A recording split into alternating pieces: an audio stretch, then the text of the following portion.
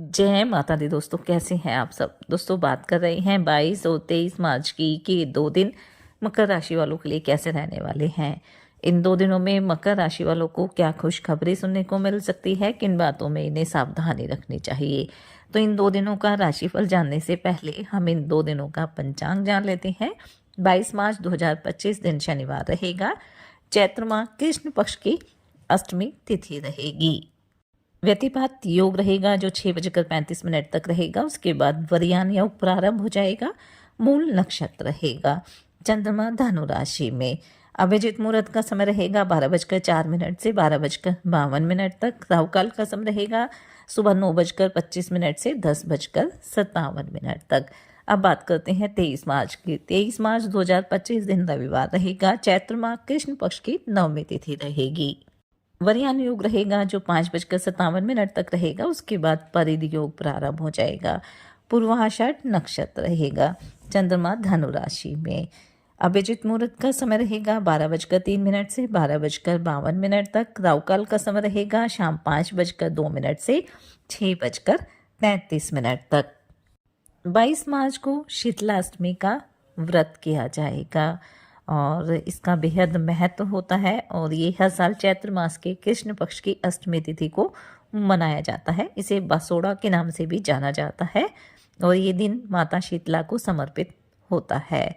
और ये कहा जाता है कि जो भी माता शीतला की सच्चे मन से पूजा अर्चना करता है उसके घर परिवार में सुख समृद्धि आती है और उत्तम स्वास्थ्य का आशीर्वाद मिलता है।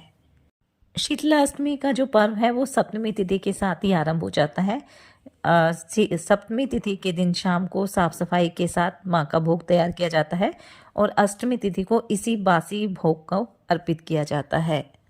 सप्तमी तिथि के दिन शाम के समय भोग के लिए गुड़ चावल या फिर चावल और गन्ने का रस मिलाकर खीर बनाई जाती है और इसके साथ ही मीठी रोटी भी बनाई जाती है। माँ को भोग लगाने के बाद घर के हर सदस्य इस भोग का सेवन करते हैं। शीतला माता देवी पार्वती का ही रूप है जिन्हें शीतलता और रोग नाशनी देवी के रूप में भी पूजा जाता है और ऐसी मान्यता है कि इनकी पूजा करने से चेचक, फोड़े, फुंसी और गर्मी से संबंधित जो बीमारियां होती है उनसे बचाव होता है। तो आप भी पूरे विधि विधान के साथ शीतला माता की पूजा अर्चना करें। उन्हें बासी चावल का भोग लगाएं और ऐसा करने से रोग दोष से मुक्ति मिलेगी, साथ ही घर में सकारात्मक ऊर्जा का संचार भी होगा। तो चलिए बात कर लेते हैं ये 2 दिन मकर राशि वालों के लिए कैसे रहेंगे। ये 2 दिन मकर राशि वालों के लिए मिले जुले रहने वाले हैं। इन 2 दिनों में जहां लाभ के प्रबल योग बनेंगे वहीं कुछ जगह आपको थोड़ी सावधानी भी बरतनी होगी। काफ़ी भागदौड़ इन 2 दिनों में रह सकती है। अपने रुके हुए कार्यों को पूरा करने के लिए आपको अधिक मेहनत की, अधिक प्रयास की आवश्यकता रहेगी। आर्थिक दृष्टिकोण से वैसे तो किसी तरह की समस्या नहीं है। रुके हुए धन की भी प्राप्ति होगी, लेकिन किसी भी तरह का नया निवेश करना है, शेयर बाजार, सट्टे, लॉटरी में आपको निवेश करना है तो उसमें आपको जल्दबाजी में निर्णय नहीं लेना है। नौकरी पेशा लोगों के लिए भी वैसे तो ये 2 दिन अच्छे रहेंगे, लेकिन आपकी तरक्की को देखकर आपके जो कुछ मित्र हैं आपके शत्रु बन सकते हैं। इसलिए ऐसे लोगों से थोड़ी सावधानी बरतनी है और कोशिश करें कि किसी दूसरे के मामले में आप बेवजह ना बोलें। अपने कार्य को तय समय पर पूरा करने का प्रयास करें। संतान की नौकरी में यदि कुछ समस्या आ रही थी तो वह इन 2 दिनों में दूर हो जाएगी। संतान की तरफ से आपका मन प्रसन्न रहने वाला है। धर्म कर्म के कार्यों में रुचि रहेगी। दान पुण्य के कार्य भी आप करेंगे और इससे आपके मान सम्मान में भी वृद्धि होगी। इन 2 दिनों में आपको कोई खुशखबरी सुनने को मिल सकती है। अपने कारोबार में भी किसी तरह का बड़ा बदलाव करने की आप योजना बना सकते हैं, लेकिन आप अपने बड़ों की सलाह लेकर चलेंगे तो समय आपके लिए और भी बेहतर रहेगा। दाम्पत्य जीवन आपका सुखद रहेगा। प्रेम संबंधों के लिए भी ये 2 दिन मिले जुले रहने वाले हैं, इसलिए थोड़ा सा आपको अपने व्यवहार पर ध्यान देना होगा और अपने साथी से बातचीत करते समय आपको सोच समझकर बोलना होगा। यात्रा के योग भी रहेंगे और यात्रा वैसे तो लाभकारी रहेगी, बस वाहन थोड़ा आपको सावधानी पूर्वक चलाना है। विद्यार्थियों के लिए समय अच्छा रहेगा, खासतौर से जो विद्यार्थी उच्च शिक्षा ग्रहण करना चाहते हैं या विदेश जाकर शिक्षा ग्रहण करना चाहते हैं, उनके लिए 2 दिन अच्छे रहेंगे। आपको कोई अच्छी खबर सुनने को मिल सकती है, प्रतियोगी परीक्षा में आपको सफलता प्राप्त होगी। आप अपने कारोबार के विस्तार के लिए कुछ नई योजना भी बना सकते हैं। किसी पुराने निवेश से भी आपको इस दौरान लाभ मिल सकता है।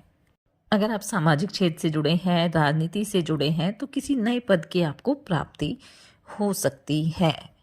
अगर आप अपने कारोबार के लिए या कोई नया वाहन खरीदने के लिए लोन लेने की योजना बना रहे हैं, तो उसमें आपको सफलता प्राप्त होगी। या कोई लोन आपके ऊपर चल रहा था, किसी से आपने कर्ज लिया हुआ था, तो उसे भी आप उतारने की पूरी कोशिश करेंगे और उसमें आपको सफलता भी मिलने वाली है।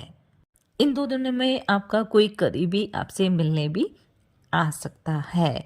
नौकरी पेशा लोगों के लिए जो उच्च अधिकारी हैं, वो आपका सहयोग करेंगे। थोड़ा सा सहकर्मियों के साथ आपको सामंजस्य बनाकर चलना होगा।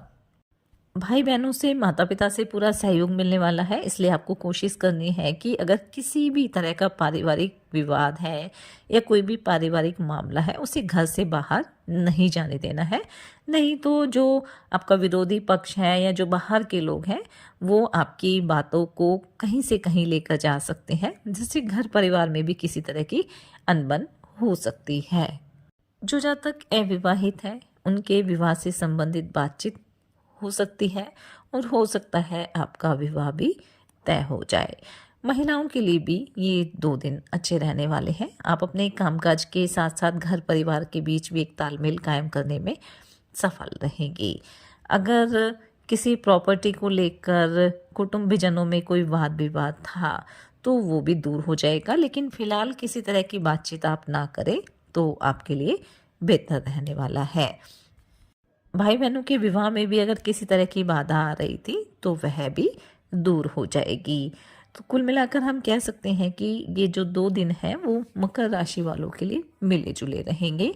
लाभ के योग बनेंगे, लेकिन थोड़ी सावधानी भी बरतनी होगी। साथ ही अपने स्वास्थ्य को लेकर भी लापरवाही ना बरतें। खान पान का ध्यान जरूर रखें। भागदौड़ अधिक रहेगी, तो खुद के लिए समय भी निकालें और योग ध्यान मेडिटेशन करते रहें। साथ ही सच्चे मन से ईश्वर आराधना करें। हनुमान जी और शनिदेव की आराधना करें। हनुमान चालीसा का पाठ आप जरूर करें। अपने बड़ों का सम्मान करें। अपनी सामर्थ्य अनुसार गरीब और असहाय लोगों की मदद करें।